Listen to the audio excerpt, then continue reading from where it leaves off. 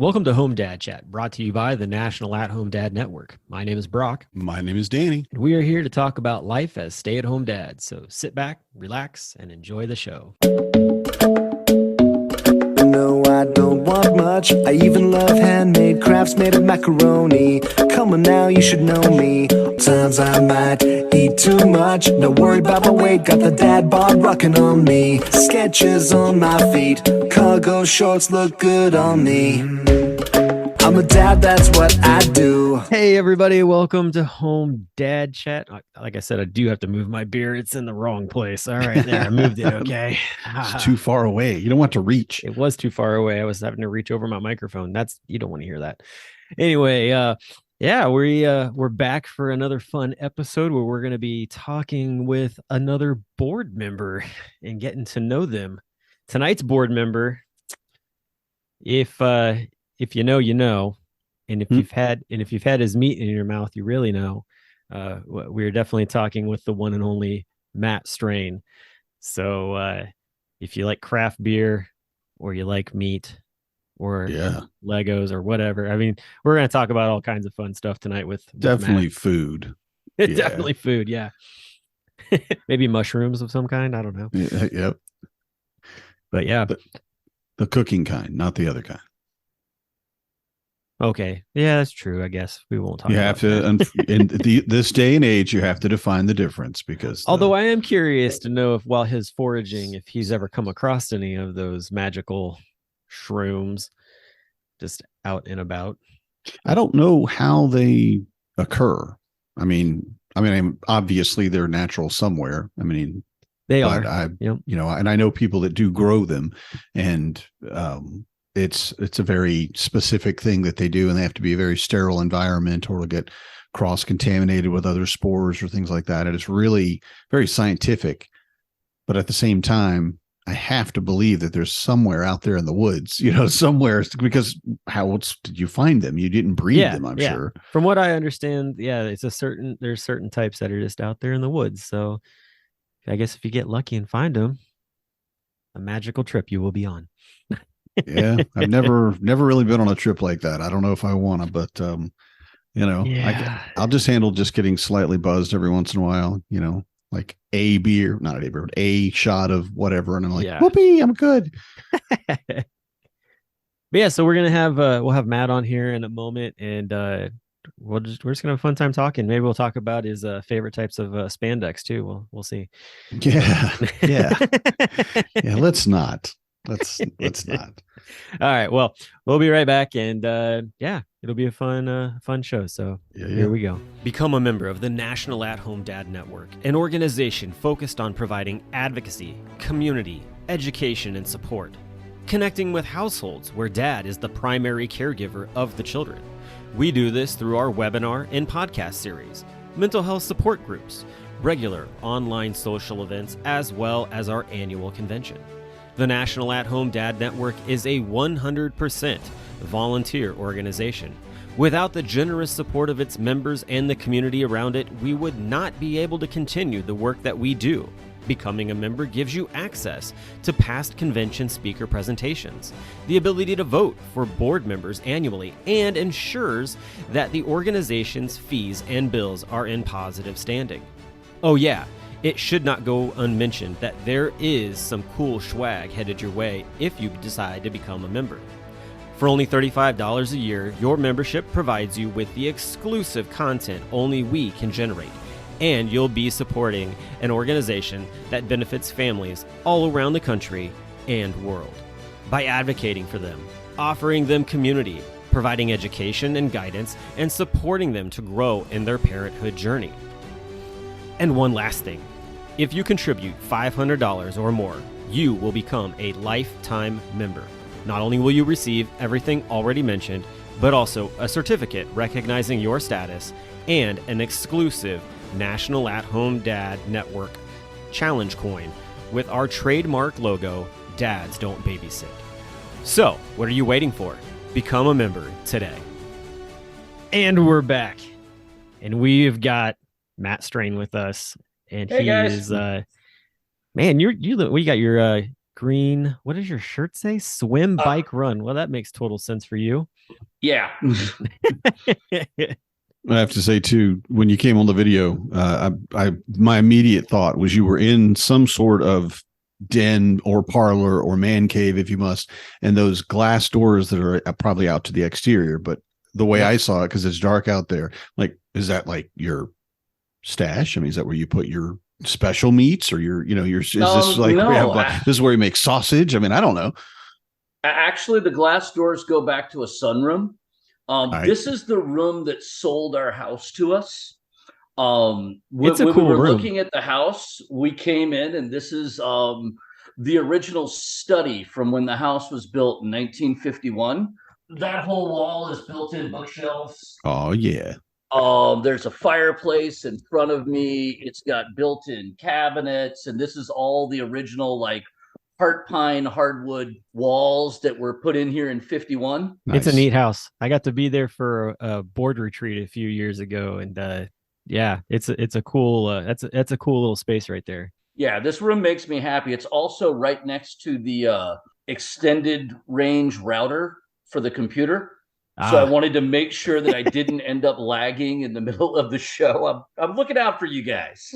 Nice. Much appreciated.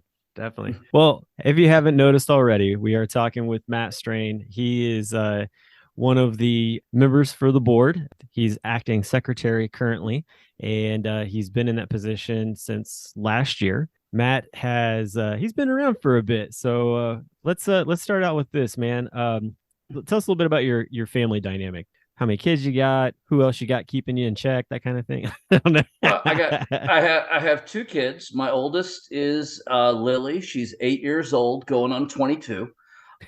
She turns 9 in January. And then I have my son Patrick, who is 5. She's in 3rd grade. He's in kindergarten now. And then I have my wife Angela, who definitely keeps me in check. That was the moment I fell in love with her, is when she blatantly insulted me on our first date. It was awesome. She's a lovely lady. I could see her doing that to you. Yeah. No, so at some point during our first date, she asked me how old I was, and I began planning my walk of shame out because I knew that she was much younger, and I looked up and I said, well, how old do you think I am? Stalling for time. And she said, I don't know, 25, 24, 25. And I let out a big sigh. And I said, actually, I'm 30 and I'm going to be 31 in a couple of months. Is that a problem? And she actually stopped and thought about it. Like, I could hear the Jeopardy theme in my head. And I'm literally planning on just how I'm going to walk out of this bar and walk home from here. And she looked at me and said, well, people have always told me that I'm really mature for my age, and you're really immature for yours. So we meet in the middle. And it was at that moment that I thought, I love this woman, and I need to spend the rest of my life with her, because she is not afraid to just slap me upside the head when I need it. There you go. That's awesome. It's a valuable thing in a relationship to have somebody that will come to you and they will help you and put up with your stuff, but also somebody that's not going to put up with your stuff, who knows at a certain point just to look at you and be like, get over yourself. Right. You ain't all that. Right. Yep. Right. Yep. Give you wings, but also keep your feet on the ground. She's a doctor at UNC Hospital in Chapel Hill. She's currently the chief of emergency psychiatry. So she's actually running a whole division, which is a good bit of work. And it is one of the reasons why it's good that I'm here at home. You take a night like last night. In theory, she was done with work at 5. I think she got done at around 7:15-ish. Mm-hmm. So it's good to have me home to keep the fort here and make sure the kids are fed and bathed and, vaguely keeping up with their schoolwork. I mean, they're young enough that there's not that much homework yet. Right. Yeah, but just the habits, right? Yeah. Just getting the habits. And I have to say too, and this is a great point that you bring that up, because I look at how my wife and the wives of many of our members are very successful. And my wife has told me, and I finally believe it, that she would not be there if it wasn't for me being here. the value of having someone at your house, take care of the home, take care of the kids, take care of the meals, the laundry, and all that other stuff. But someone that's there so that you can kind of set all that aside, all the worry and all the stress, and say, okay, that is being taken care of. Now I can focus on, especially if you're talking about medical professionals, I need to focus on this urgent, immediate, must take care of thing that's going on at work. Yeah. So that's a great point. I'm glad you bring that up. No, I mean, it's huge. I think that's also a reason why our number one listened to podcast episode is how to communicate with your partner. Is it still? It is. Yep. We got to top that, man. We got to knock that out on number one. That was Danny and his wife, and me and my wife, all four of us talking about how we communicate. So yeah, communication, man, it's key. So it matters more than anything else out there.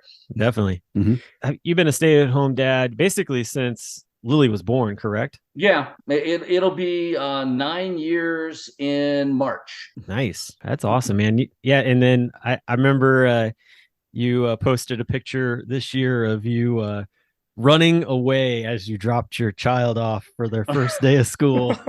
It's a day I have been dreaming of for a while. I mean, don't get me wrong. I love my kids. I have greatly enjoyed all of the time that we had in those younger years. When the pandemic hit in 2020, that was supposed to be the first year that my daughter was going to be in first grade and my son was going to be my son was going to be in his first year of pre-K. Mm-hmm. And I was going to have like half a day to myself, like 5 days a week. Yep. And then the powers that be just kind of looked at me and went, no. The world said, hold my beer. You get to spend 2 years just shackled to them. Yep. And we went through the 2 years. When my daughter started second grade, she went back in person and my son did a year of pre-K, which gave me, that half day. And then this year he started kindergarten. And it's a thing of beauty because they both go to the same school. So like we walk to school in the morning and I drop them off at like 7:30 and I walk away and I don't have to do anything until like 2:15 when I walk back to pick them up. Yep. And it's nice to be able to like drop them both off and pick them up at the same time. And it's opened up a lot of spare time for me to pursue some of the things that make me a little bit more happy. Yeah, I didn't really have the time to do when I had, a 4-year-old or a 3-year-old. Well, let's talk about that. Let's segue into that a little bit. So I'm curious, like you mentioned, you drop the kids off and you kind of got this like time to sort of take a breath, maybe get some things done at the house. But like, what are your like favorite things to do that are like on a self-care level when you have that time away from the kids? Well, it's changed a lot in the last year. If you had asked me that question 2 or 3 years ago, the answer would have been like hopping on my motorcycle and going out for a ride on my motorbike or maybe going for a hike in the woods. In the last year, I got bitten by this triathlon bug.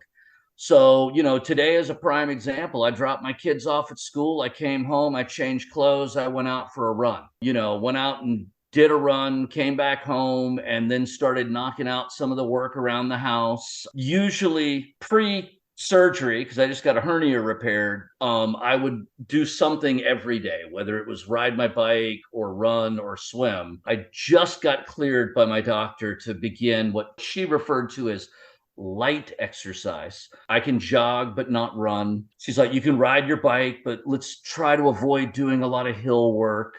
So what I'm doing now is I'm doing it every other day. So like today I went for a run. Tomorrow will be a rest day. So I'll stay home, get a bunch of stuff done around the house. And then Thursday, I'll probably take my bike out. These days, if I had my choice for anything to do for self-care, I would hop on my bicycle and go out for a good like 50-mile ride. Dang, I nice. mean, that's my happy place is I throw some earbuds in, I put a book on tape on, and we've got some really, really great biking trails here in the Triangle. My personal favorite is the Neuse River Trail. That is 32 miles one way. Nice. And then back, and over that entire course, there is one street crossing. Wow, that's awesome. And it is in the middle of nowhere. Like there's a street great. crossing and you're coming from one side of private farms and there's a 2-lane blacktop road. And on the other side is North Carolina State University's agriculture farm. Nice. Okay. So in all the times riding back and forth, I have seen 2 cars on that road ever. Mm-hmm. You know, I've seen more bikes on that road than I've seen cars, which is awesome. But yeah, no, it's great to be able to go out and do 50 miles and not have to deal with traffic crossings, because, you know, we've all been there, or at least those of us who cycle know, like you're in the groove and then you come on that road crossing, you actually have to stop. Mm-hmm. And you lose all that momentum. Right. Definitely. Well, that's cool. Yeah, I know that you've been doing that for a while. It actually hasn't been a while. It's only been a year. Has it really only been a year? Man, it feels like it's my first triathlon was in 2021. Okay. It was the first weekend of October. It was right before Home Dad Con in Cincinnati. And I did a sprint triathlon. The goal was to do one before I turned 50. I wanted to check it off the bucket list and never do it again. That was the whole plan. Okay. And I did it. I came in dead last. It took me almost 3.5 hours to do a sprint triathlon, which is really, really long. But I finished. You know, I touched the starting line. I touched the finish line before the cutoff time. Nice. And like, as I was laying in the grass in the park, like sweating and panting and desperately trying to remember how to breathe, the only thought in my head was, when can I do this again? And I went overboard. In 2022, I signed up to do 5 more. So I've done 6 triathlons in the last year. Wow. 5 sprints, and then I went back to the one that I did for my first one and did that as an Olympic distance one this year, which kind of doubles the distance on most of the race. Man, congratulations on that. It doesn't double the cycling portion, which is the easy part. And you feel like that's something you're going to be doing from now on? I mean, you said you got the bug, but at the same time, I mean, surgery, and then, no offense, but getting older, you know, but still. Well, that's the beauty, is that, you know, now I'm in the 50 to 54 age group, and the older I get, the less competition there is, and the more likely that I'll be in the top 3, because there's only 3 of us in that age group. Nice. Excellent. Honestly, I'm 50. I turned 51 in February, and I'm probably currently in better shape than I've been since I was in my 20s. Mm-hmm. Just because I'm actually getting up and doing things. Now, next year I'm dropping down to 3. I'm doing 1 sprint, and I'm actually doing it with one of our fellow stay-at-home dads, Chris Griffin, who was at Home Dad Con in Phoenix. Yeah. Mm-hmm. Chris reached out to me. He's like, I want to do one of these. So we picked one to do together, and I'm going to do that one as a sprint. And then I'm signed up to do 2 Olympics. And depending on how that goes, I'm thinking that in 2024 we're going to bump things up and hopefully build towards doing a full half Ironman, or a half Ironman distance in either 2024 or 2025. And then the end goal, of course, is to get to the point where I can do the full Ironman. That's awesome. Nice. Good goal. For those who don't know, that's the full Ironman is a 2.4 mile swim, 112-mile bike ride, followed by a marathon. Whoo! Yeah. Yo. Okay. You do have like 17 hours to finish it. That's good. You're gonna need it. Yeah. Whew. Well, you laugh. I mean, I think I'm not laughing. There are people who regularly do it in like, you know, sub 12 hours, sub 11 hours. Yikes. You know, there's a couple of people who have broken the 10-hour mark, which is just ridiculous in my mind. Holy cow. I mean, I don't have any delusions about like breaking any records. I just want to like prove to myself I can finish it. Mm-hmm. Oh yeah. Heck yeah, definitely. Now I am curious, because we did mention when we were talking you up before you came on, we were talking about some spandex, but the main thing that you and JH. What? We only mentioned it once. It wasn't like, I just don't want to give you the impression that we were like, you know, man, spandex. Discussion about spandex. Go for it, man. No. Anyway, so you and JHG surprised me with a design that you guys came up with to actually sell, which is a full-on kit, jersey, and shorts, or it's like the bib shorts, or the bib shorts. Yeah. Do you wear that when you're out competing? When I'm competing, I actually wear a tri-suit, which is basically the same thing, but a onesie. Okay. The idea behind it is that it's got a little bit smaller of a pad than your standard cycling jersey does. Okay. Because it's one garment and you swim in it, you bike in it, and you run in it, so that you don't have to switch between like legs. Ah, I see. Yeah. I see. So you wear that the National At Home Dad Network cycling kit when you're just out training then?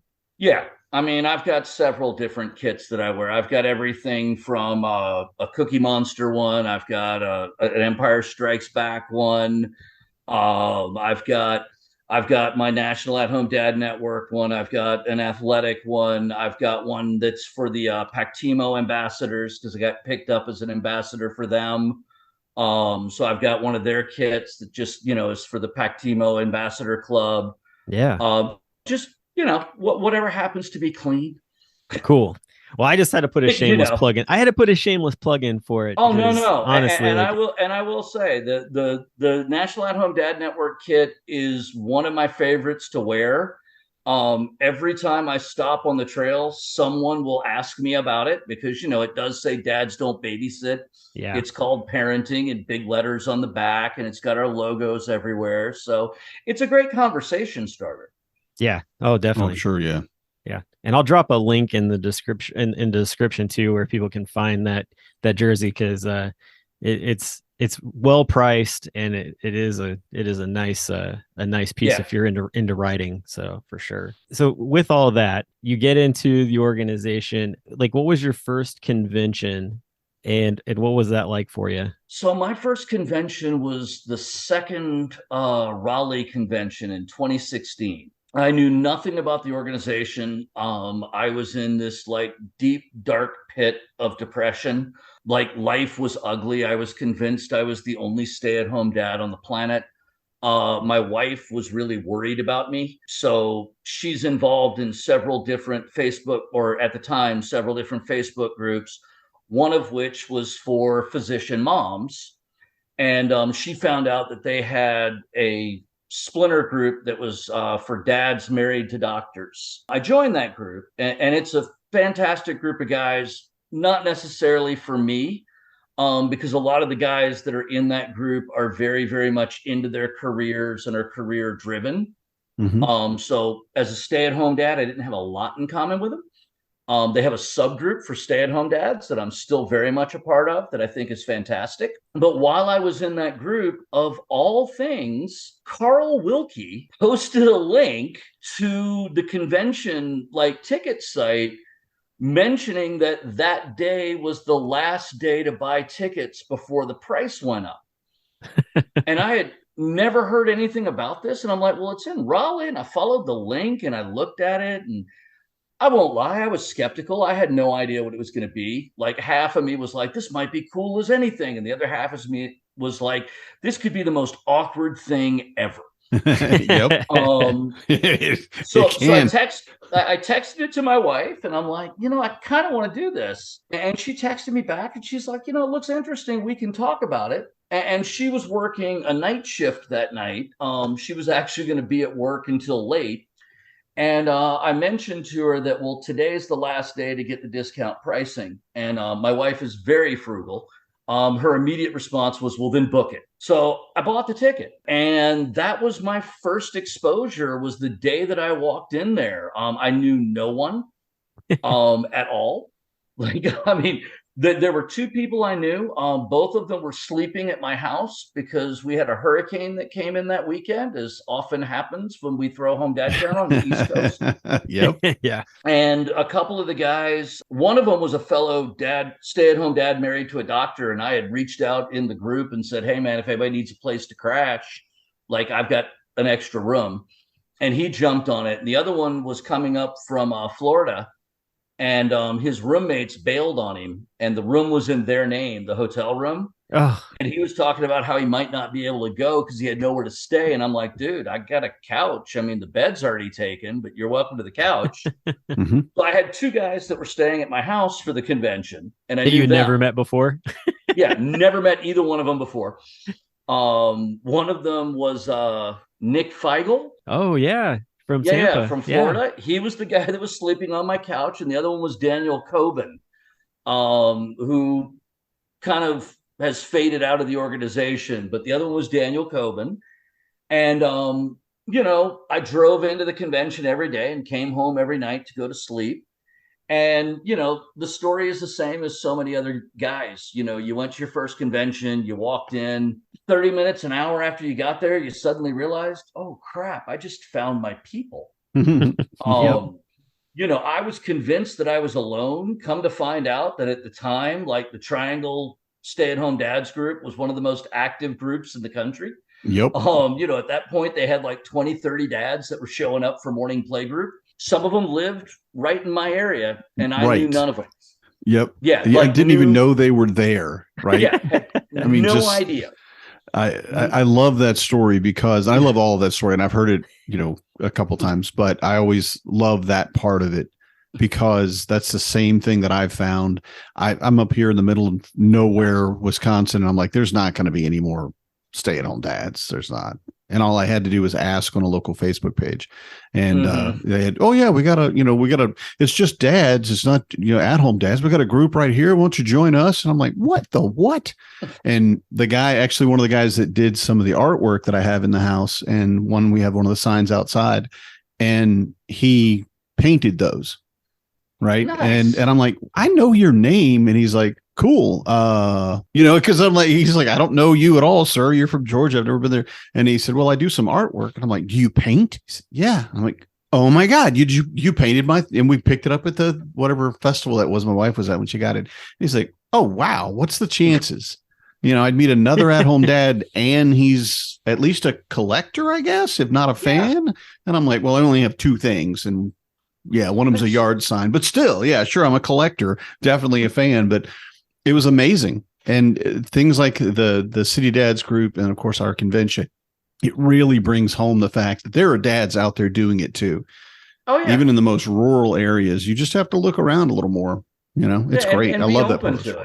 Yeah. Mm-hmm. But I went to that convention, and I remember at the end of that convention, the then president of the organization, Chris Routley, stood up on stage and announced that the next year's convention was going to be in Portland, Oregon. And I bought my ticket to the convention before I left the building on Sunday.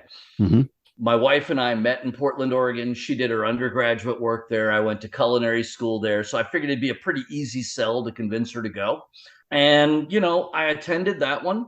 Then the next one after that was in Orlando. And when Orlando came around, at the time, a couple of members of the board were my local guys. We had Austin Dowd and David Rogers were both part of our local morning playgroup. And I was overhearing them talking about issues they were having putting the convention together, particularly with food and beverage. I kind of just walked over and went, guys, that's what I did for a living for 25 years before I became a stay-at-home dad, was like restaurants and, banquets and that type of thing. I'm like, I'm more than happy to help if I can. Mm-hmm. And I've been doing food for the convention every year since then. Yeah. And when did you get on the board? I didn't get on the board until Minneapolis. Okay. Which was 2019. Was when I ran for the board. Initially, I was planning on waiting until 2020 because the plan was that I knew I wanted to run for the board, but I wanted to wait until I had enough time to really dedicate myself to it. Mm-hmm. And I figured that once my youngest started pre-K, I'd have that 4 hours a day without kids, and I could really focus on the work. Yep. And then, for those people that were involved in the organization, there was a bit of a kerfuffle on the board.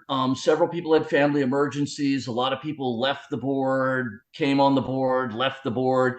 And going into Minneapolis, there was just a genuine need. And one of the members of the nomination committee approached me, and they were like, I know you had said 2020, but, and I sat down and talked to my wife about it because, you can't be on the board if you don't have your partner's support. Oh, yeah, absolutely. I mean, wholeheartedly, yes. It takes a lot of time. It does not pay you anything. It's a 100% volunteer.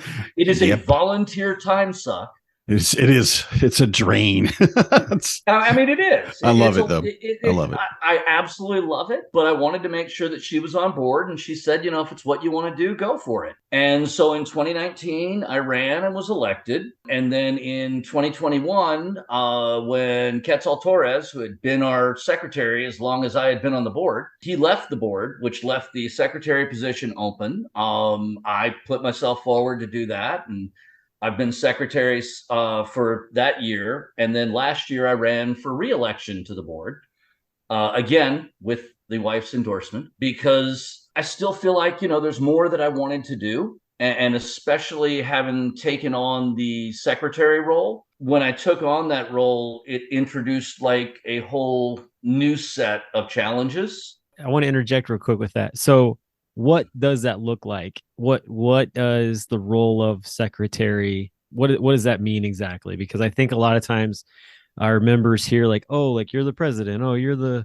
secretary, you're the treasurer, whatever. And I mean, treasurer, I think most people understand what that is, but yeah, secretary, that's pretty easy. Money. Yeah. But for secretary, like what exactly does that entail for you? For me, a lot of it involves just making sure that we are keeping the proper records of what the board does. Not only do we have minutes available for all of our board meetings, but on top of that, we have our own, like, I don't know what you call it, because again, I'm 50 and old. Is it a Slack server? That's good channel? Enough. No, Slack server is good enough. We have a Slack thing. And we do a lot of discussion as a board on Slack. So I keep track of what's going on Slack. One of the major responsibilities is getting the agendas put together for the board meeting. Because honestly, if left to our own devices and we all just showed up and it was like, what do we want to talk about today? Every board meeting would be 7 hours long. It'd be like all 9 of us walking into one room and looking up at the ceiling going, oh, what are we doing here? Yeah. So I'll go through Slack and look at all the things that we've discussed, and then look at what happened at the previous board meeting and look at what got resolved, what didn't get resolved, and put all of that together for the agenda. And then make sure after that meeting that there's detailed minutes, because the minutes of our board meetings are available to any member of the organization. Now, in the past, the way that members got those minutes was that they had to make a request to the secretary of the organization, who would then take the minutes and package them up and email them to that person. We have since changed that now that we have a members area over on our website. We haven't gotten to that point yet, but mostly that's just because I'm still learning how to do things on a website. Hopefully in the coming months, board meeting minutes will be up within 1 month, because we write the minutes, and then at the following month's board meeting, the board has to vote to approve those minutes as written, because nobody's perfect and I might miss something or credit something to one person that somebody else said or that type of thing. But hopefully within the coming months, those board meeting minutes will be up like within a day of being approved, so that any member can look at what's going on. Because being a volunteer organization, one of the things that I'm working hard to do as a secretary is increase like transparency. And it's not that the board's ever been hiding anything. It's just that we've also not been very forthcoming on things. Right. It's required effort to get the information instead of the information just being easily available to anybody who wants it. Yeah. And the other part is making sure, and that's part of the reason why we're doing this with all the board members, having them on the podcast, is to let the members know this stuff is here. Mm-hmm. If you wanted to look at it, there it is, whatever it might be. Where the minutes is a great example. What do you guys talk about your board meeting? Yeah, no, I'm not even going to try to tell you, because again, it's a 9-hour process, but no, it's not 9 hours, but it is such a lengthy process. We do cover so many things. There's so much work to do. Love that you're interested. here, and if you want another one, it's right. You just right there. Read your way through them. Yeah. So rather than, transparency is a great word for it, but again, nothing we've ever been, hiding at all. But this is what we have. This is what we have going on. This is what we're doing, and we're doing it for these reasons. And that's a very important thing for all of our membership to understand, that they can at any time access that. So I want to give you the appropriate kudos for bringing that process along. I don't think it's where you want it in, like, not complete, yet. Right? Yeah. Okay. So, but still, you've progressed. We're in the process of porting the website from one web carrier to a different web carrier that will offer us a little bit better customer service. And again, we're changing hosts. Yes. There we go. Okay. Again, 50-year-old does not know these terms. Yes. We're moving the website. You're killing me. You're killing me. I am older than you, man. Okay. I know all these words. Okay. Well, I don't know, man. I love it. I was never that much of a tech guy to start with. Like, I knew enough about computers to do what I needed to do. I get it. It's just funny. It's because you're not the only person. There are 3 other dads I know of that are in their 50s or late 40s, and they're like, this newfangled. So I'm like, what are you talking about? It's this. Why is it not this? But again, the social media stuff I'm able to keep up with, and that's not a big loop for me. The hard part for me is getting into the nuts and bolts of, like, running a website. One of the duties that came to me as secretary is maintaining our membership roles. Mm-hmm. So when somebody joins on our website, they click the button, they pay their $35 or they pay their $500 lifetime membership. The treasurer gets a notification of the payment that gets forwarded to the secretary. And then it's my job to make sure that they get added to the membership roll, that we have all the information from them that we need. We have to have an email address so that we can email them information. We have to have a physical address so that we can send them, their swag. And that's another part of my job, is sending out all the swag and making sure that gets out there. One of the things that I'm hoping to do more of this year is steer the secretary position into also being like the liaison between the board and the membership, so that if a member has a question or wants to know something and doesn't know who to go to, email the secretary. I may not have the answer, but I'll at least know who does. Right. Be able to make the connection. And can get you into contact with the person who can answer your question. But, there's not a whole lot of clear communication lanes currently set up. Mm-hmm. I want to get more of a back and forth going with the membership and not just us doing our thing. Mm-hmm. Yeah, me too. Definitely. I mean, again, that's why we're doing this. So, okay. So let's switch gears for a second, because your kids are in school. All right. And I don't know if you know that, but if you know this, but that means you're now promoted into management. Yeah. Right. Yeah. So you do have more time. It may just be an hour a day. It may be 5-6 hours a day, but with your kids going to school, you still have all of the home stuff to do. So I'm not talking about, you have all of this free time. What do you just eat bonbons and watch soap operas? No, it's not that kind of life. I know, but you do have more free time. So we, again, trying to drill down into who our board members are and what they're into and stuff is, we did prep you with a couple of questions. I hope you had a chance to look at them. But first one I would like to ask is, because I'm interested in this personally, what's your favorite movie? Definitely Star Wars. Okay. If I have to narrow it down to one, I can't, but I can narrow it down to 2. 3? Oh, 2. All right. 2. Even better. I can narrow it down to 2, and I'm going to be really divisive with this. Empire Strikes Back, and I'm ready for the hate mail. Yeah, not a favorite with a lot of fans.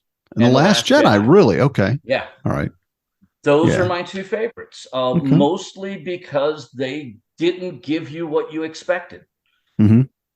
I don't find anything enjoyable if I walk into a movie and I know what's coming throughout the whole movie. Mm-hmm. I like a movie that I walk into and periodically I'm just like, oh, never saw that coming. Yeah. Yeah. Always better. both of those movies did a really, really good job of that. Now, granted, for some reason, everybody thought that them doing it in Empire was wonderful. And then when they did it in The Last Jedi, everybody, like a whole lot of people, got really angry about that. But again, I liked it. And you're talking about a fan base. That's that's its own thing. There's nothing you're going to do to ever make everybody in any fan base happy, no matter what it is. That is interesting, though, that you would pick those two, especially Last Jedi, because there is such controversy with that movie, just with a lot of the fan base. But I really enjoyed Last Jedi. I mean, I'm not saying it was one of my favorites, but it was a super enjoyable movie. And yes, it did have some very cool twists to it that I did not foresee. So that kept me on the edge of my seat while I was watching it. Spoiler alert, in case anybody hasn't watched it, you can go ahead and fast forward a few seconds. But again, one of the most amazing moments in that entire movie, at least in my opinion, from a cinematography point of view, was that moment when she light speeds the ship through the other ship. Yes. And they drop all the sound and everything is just dead silent in the theater. And you watch it, even thinking about it, I still get goosebumps. I mean, that was just an amazing piece of cinema. That was definitely a moment that I did not ever expect to see in the Star Wars cinematic world. That was very wild. Yeah. Agreed. I mean, like I said, that part was fantastic. And again, I mean, I love all things Star Wars. And when I say all things Star Wars, I mean all things Star Wars. I even like the original holiday special, Christmas Ewoks. Wait. We're really gonna each other with no subtitles. All right, we really got to try this. Okay. I can understand liking that.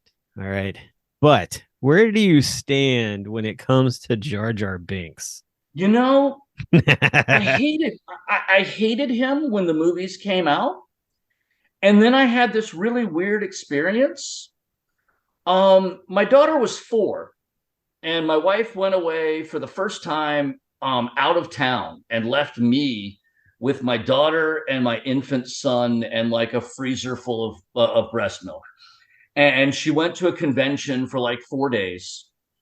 And I have this baby and I have my 4-year-old, and I decided that, you know what, we're going to watch Star Wars. So we watched the original, A New Hope. She loved it. We watched Empire. We watched Return of the Jedi. And at the end of Return of the Jedi, she floored me because I asked her what she thought, all excited. And she's like, it was really sad. And I'm like, what? Wait a minute. The good guys won.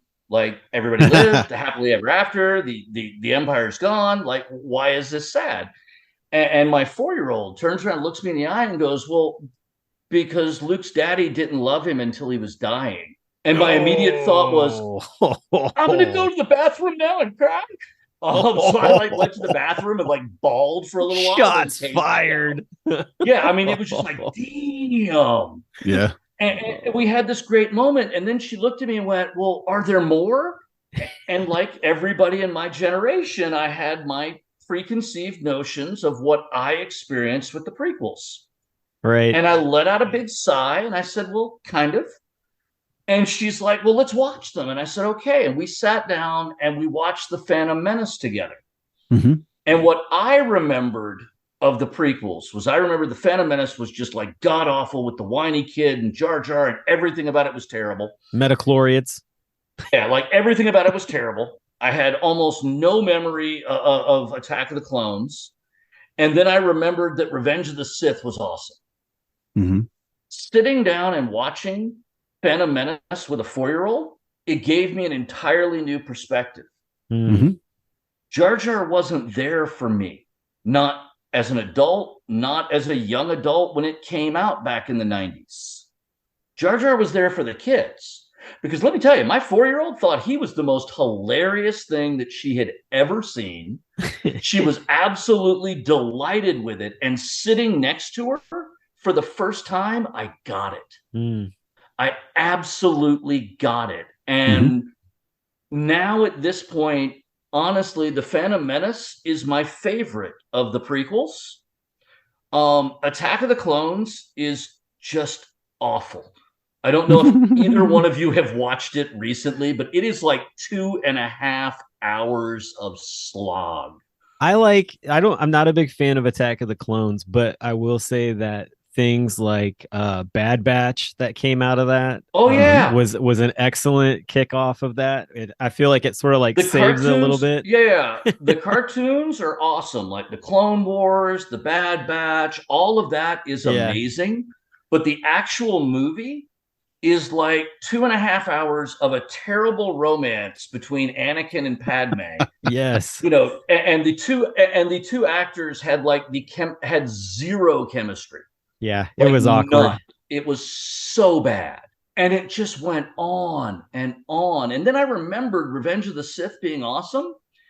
And then having gone back and rewatched it, then I realized, no, I had just blocked out the first half of that movie. Because the first half of that movie is more of that bad romance. It's the last half that you remember being awesome. And you just forgot about that. And we're just lumping it in. Yeah. But honestly, at this point, I kind of like Jar Jar because I understand it now. And knowing that it's not for me, but knowing how much enjoyment my kid got out of it, I understand. Mm-hmm. Oh, that's cool. No, I like that. That's great, man. Thanks for sharing that because I was curious about that too. So, all right, some other questions that we shot over to you ahead of time, just so there wasn't a lot of wonderings. What is your favorite vacation that you've gone on? So my favorite vacation before kids would have to have been my honeymoon. My wife and I ate our way across Europe.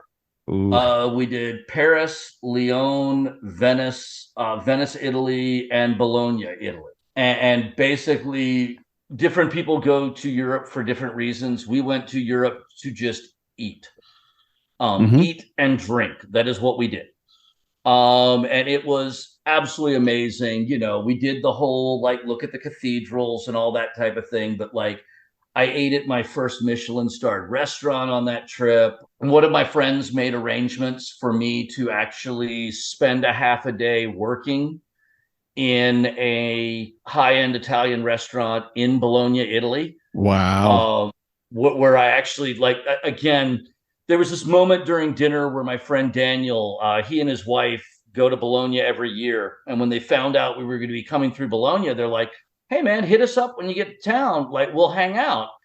And I'm expecting, we'll go out to dinner one night and that will be it. And in reality, they took us under their wings and just showed us Bologna the way only somebody who spends a month there every year could possibly know. Yeah. And they took us to our favorite restaurant. About halfway through the meal, Daniel looks up and says, so I know it's your honeymoon and I understand if, you can't really do it, but I was talking to the chef and he would have no problem with you coming in to Stodge tomorrow for half a day just to spend a little bit of time in the kitchen. And I turned around and looked at my wife with eyes like saucers. And she looked at me, she's like, you've been twitchy, just go. And I got to spend half a day Stodge. And it was an amazing experience. I mean, I'm sure, yeah. I speak no Italian. He spoke no English. We basically communicated through pidgin, culinary French, which neither one of us were very good at, but we managed to communicate enough to have fun. At the time I was working at a French restaurant, so he kept making fun of me because I was doing everything too fancy. Yeah. He's like, chop up this parsley. And I'm doing little bitty chiffonade, perfect little cuts. He's like, we don't do that. Just chop. Just chop. But it was fantastic. As far as my favorite one that I've done since having kids, that would probably be right before my daughter started second grade. We took a 5-day vacation in Southern Virginia, right along the Blue Ridge Parkway in the Appalachians, and we referred to it as our Chasing Waterfalls vacation. The Virginia Board of Tourism put out a list of the best waterfalls that you can go see in Virginia. So we went hiking, and I think we saw 6 waterfalls in 4 days. Wow. And I mean, like, I think every day there was at least one waterfall where we could go splash in the waterfall or swim in the waterfall. Of course. And it was just an absolute blast with the kids. And since then, now, every time we go to the mountains, the first question is, when can we swim at a waterfall? You know, so we now have to figure out where the closest waterfall is to where we're staying so that we can go swim. It's a tradition. It is. It really is. And it's a great tradition. You know, it gets the kids out. They get to go hiking because, you know, very few of these are like right next to the road where you can just like pull over and jump in the waterfall. I think the biggest one was a 5.5-mile hike round trip. And at the time, you know, it was with a 3-year-old and a 6-year-old. Yeah. And they both made it. I think That's good. I think I carried the 3-year-old for like the last mile on the way back, but it wasn't that bad. My legs are falling off, Dad. Carry me. Yeah. When you don't have the kids in the car, what do you listen to? It really depends on the day. Honestly, lately it's been a whole lot of books on tape. Because it's I say books on tape because I'm old. You know, Audible app. What's tape? Audible app. Like, I don't have a cassette deck in the minivan. I don't even have a CD player in my car. You know, Side A is the it's first literally half of the book, Audible. Side B is the second half. But you know, I do a whole lot of Audible. If I'm listening to music and the kids aren't in the car, lately I've been going back to a lot of my like high school music, which is like early to mid 80s punk rock. Yeah, buddy. A lot of like Agent Orange, Black Flag, Dead Kennedys, Suicidal Tendencies, Circle Jerks, Fear, Bad Brains, and that type of thing. And then, you know, a combination of that mixed in with like mid to late 80s new wave, you know, so The Cure and Depeche Mode and that kind of thing. It's a little bit of everything, really. That's cool. I got very depressed today. I was listening to the like classic rock station here in town, and 2 songs from when I was a kid popped on there. One of them was a Green Day song, and one of them was a Blues Travelers song. And I'm like, no, what the hell? Dude, I've been in the grocery store. I've been in the grocery store and heard Nirvana as Muzak. Oh my God. Yeah. Well, that's the thing. Like, I forget who it was. We were talking with somebody about this, but yeah, dude, like Nirvana was 32 years ago. But it's gotten popular because they used it in the most recent Batman movie, and that's what made it like kick back up again.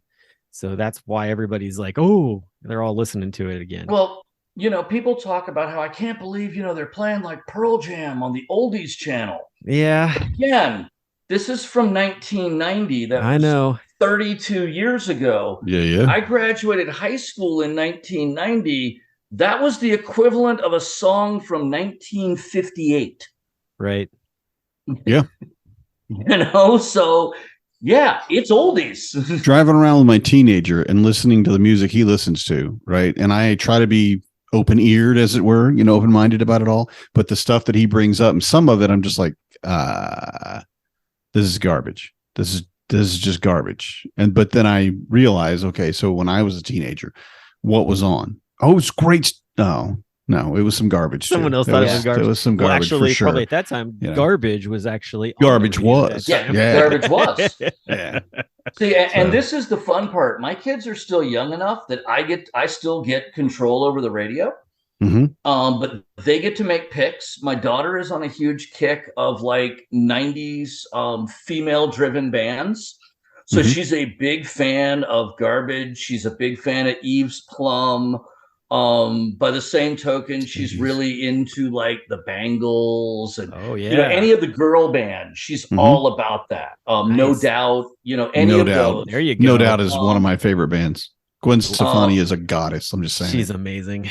Yeah. But by the set, she's also into like 10,000 Maniacs, Natalie Merchant, any female-led song she's all about.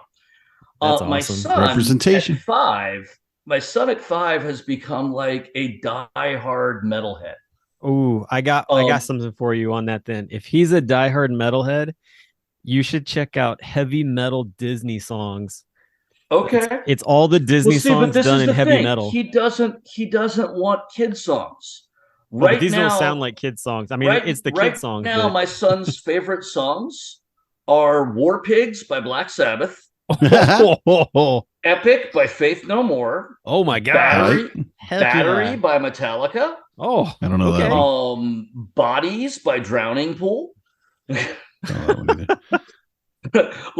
hilarious because we'll alternate in the car. Like I'll put on YouTube Music and each one of the kids gets to pick a song. So like it's my daughter's turn and she's like, let's play These Are the Days from 10,000 Maniacs. And then it's my son's turn and he's like, Bodies by Drowning Pools. A little bit of whiplash back and forth. A little bit, yeah. Does your daughter listen to Cyndi Lauper? I haven't even introduced her to any of that. Oh my goodness. Okay. Yeah, I'll have to give that a shot. Yeah, you got to get some Cyndi Lauper in with all that, man. She's the queen of the female singers. So especially from that era. I hadn't even thought about Cyndi Lauper. We recently started introducing her to Tori Amos. Oh, there you go. Which she's really happy with. I'm not quite ready to introduce her to Ani DeFranco yet. Just because she doesn't need those words in her vocabulary. Probably not. No, you might want to hold off on that one. But yeah. I mean, I'm a big Ani fan. I'm a big Ani fan, and when the kids are at school lately, I've been playing several. Like I actually picked up Ani DeFranco's "Living in Clip" on 180 gram vinyl lately, the 25th anniversary edition of it. Okay. And I've been listening to that when the kids aren't home. Nice. Because if you've heard it before, then no. It's all good. And then before we go, I'm curious, did you come to us with a dad joke? Absolutely. Oh man, there we go. All right, let's hear it. What do you got? All right. Guy comes rushing into the doctor's office in an absolute blind panic. And he's like, Doctor, you have to help me. I'm shrinking. He's like, hold on. Calm down. Give me a minute. You're just going to have to learn to be a little patient. Badoom-tish. Love it. Danny, you got one for tonight? Did you come with anything? No, but why did the cookie go to the doctor? Because it felt crummy. I actually heard that joke recently on an episode of the Dad Ass podcast. Oh, really? Yeah. That is my 9-year-old's favorite joke. Even now, he's been telling it for 5 years. Okay. And every time I'm like, hey, man, and we'll start telling jokes. He goes, Dad, why did I'm like, no, man, come on. You can't get me again. But he does every time I laugh when I do every time just because it's him doing it. Okay. Oh, yeah. Yeah. Why is diarrhea hereditary? Because it runs in your genes. It runs in your genes. I love it. Danny's like cover. He's like, I know this one. It's really hard for me not to tell the punchline to jokes. You're okay. Because I'm already laughing. It's making me laugh, but I want you to tell the other person to tell it. I keep stepping on people's toes like that. So, well, that's I said, like when I was listening to the Dad Ass podcast episodes, because they did a recap of Home Dad Con. I hadn't listened to it yet. Which honestly, if you haven't listened to it yet, you should, because it's great. Because we all have experienced Home Dad Con from the planning side of things, but to hear it from somebody who was like just literally attending it, the thermostat, and a first time attendee at that, right? That too. Thermostat story. The thermostat story was great because it's exactly go ahead. Because it's what we talked about on the show. Honestly, just the fact that it has a mind of its own. It has a motion sensor, so it'll shut off when you. I'm like leaving my room, and I'd come back. I'm like, why is it set so high? Yeah, why is it hot in here? Because you're staying in Phoenix, and they have to shut it off. So it was amazing. But anyway, have that problem next year. So we won't have that problem next year in Milwaukee. It should be nice. I'm hoping to find a place that has a fire pit, and we just all sit around the fire pit and solve the world's problems. It's just that would be awesome. I like that way idea. better. But yeah, no. Anyway, but yeah, I wanted to give them a little bit of a plug too for this show because like they did an excellent episode talking about their experience with Home Dad Con. I find that and Matt, I don't know, but the spot where they talked about taking the enchilada up to their room was hysterical. But the best part was, so like they told me that story and I said, well, I did one better than that. And they're like, because he was like, I ran up 12 flights of stairs with this enchilada. I'm like, geez, dude. I was like, I literally like walked to the elevator with an entire plate of food for Jorge. Yeah, but he was coming in later. Right after you left was when the catering or the guy in charge of the service staff. Right after you ducked was when he figured out that people were leaving with food, and he started watching like a freaking. Yeah. Oh, I didn't know that. So someone mentioned smelling food in the elevator, and his little alarm went off. What are you doing? No food out of the dining room. That guy was hilarious. Fun. I didn't realize that. That's really funny. Yeah, because I got all the way up to the room and threw it in the fridge and gave it to Jorge when he came up. I was like, "Hey, I brought you an entire plate of food." I get it. Having been on his side of things, sure. I totally understand it. But just at a bunch the same of time, like, come on, man, just let us feed these guys. Right. We just had to, we had to see if we could push the envelope on it. So, well, of course. Oh man. Well, Matt, thanks so much for coming on the show, man. It's been awesome just getting to hear from you. Hopefully the guys learn stuff. I know like with JHG's episode last week, there were lots of comments that took place in Discord and guys talking about different things. So hopefully that continues as well. Yeah, most people have no idea that JHG is a hardcore metalhead. Right? Mm-hmm. They do now. And a nerd, like in a cool way. I mean, you look at him, you're like, that dude's a nerd. But no, he's actually with sci-fi and stuff. He's got his he's got his cool cred. He's kind of like an Eddie Munson. I was gonna say the D&D kids always listen to like a little bit of the heavier music. Yeah. Get a few of those around. All right. Well, cool, man. Well, hey, thanks for coming on. And we definitely look forward to talking to the next board member that comes into play. We've got guests lined up for the next few episodes, and we will talk to you all again next week. So have a good one. Good night, everybody. Everybody have a good night. I'm a dad, that's what I do.